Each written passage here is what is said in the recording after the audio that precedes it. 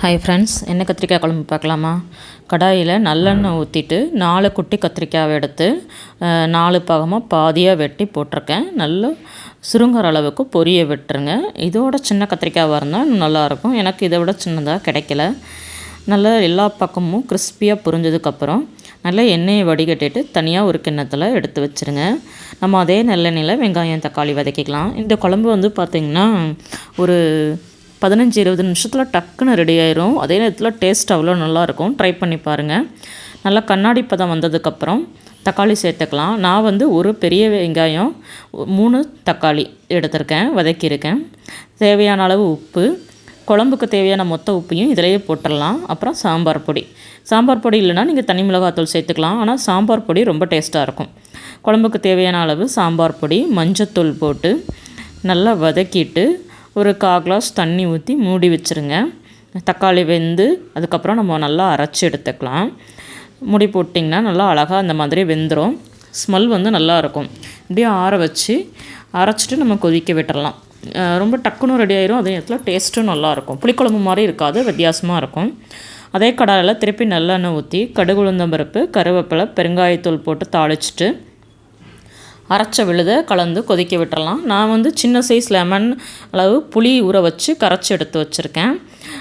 அதை வந்து தண்ணிக்கு பதிலாக இந்த ஜாரை கழுவி ஊற்றுறதுக்கு இந்த புளித்தண்ணியே சேர்த்து கழுவி ஊற்றிடுங்க. ஏன்னா வந்து தண்ணி சேர்த்துக்கிட்டிங்கன்னா டேஸ்ட்டு மாறிடும் இல்லையா? அதனால் புளித்தண்ணியாலேயே ஜாரை நல்லா கழுவிட்டு அதில் ஊற்றிட்டு மிச்ச புளித்தண்ணியையும் நீங்கள் கடாயில் ஊற்றி கொதிக்க விட்டுருங்க.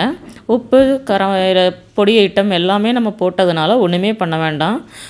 மிச்சம் இருந்த புளி தண்ணியும் அதில் ஊற்றி இந்த கத்திரிக்காயும் அதில் போட்டுட்டேன். நல்லா கொதிக்கட்டும், மூடி விட்டுடலாம். அதுக்குள்ளே சுரக்காய் கூட்டுக்கு மஞ்சப்பொடி, சிறுபருப்பு போட்டு வேக வச்சு உப்பு போட்டு எடுத்து வச்சுருக்கேன். அது மாதிரி சிறுபருப்பும் உப்பு போட்டு எடுத்து வச்சுருக்கேன். தேங்காய், பச்சை மிளகா, 4 வெள்ளைப்பூண்டு, ஜீரகம் சேர்த்துருக்கேன். இதை நல்லா தண்ணி ஊற்றி விழுதாக அரைச்சி வச்சுருக்கலாம். சுரக்காயில் வந்து அதை போட்டு கொதிக்க விடணும். இதுக்கு வந்து கூட்டு ஐட்டம் தான் நல்லாயிருக்கும் பொரியலை விட. இல்லைனா சுட்டப்பளம் கூட நல்லாயிருக்கும். கடாயில் எண்ணெய் ஊற்றி கடுகு உளுந்தம் பருப்பு, கருவேப்பிலை, பெருங்காயத்தூள் போட்டு தாளிச்சிட்டு அதில் கொஞ்சம் கருவேப்பிலை, கடுகு உளுந்தம் பருப்பை கூட்டுக்கு எடுத்து வச்சிடலாம்.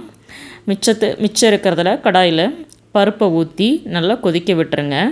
பருப்பு வந்து தாளித்து கொட்டுறதை விட இந்த மாதிரி கொதிக்க விட்டிங்கன்னா டேஸ்ட்டாக இருக்கும். பசங்களுக்கு போட்டு சாப்பிட்றதுக்கும் விரும்பி சாப்பிடுவாங்க. ட்ரை பண்ணி பாருங்கள்.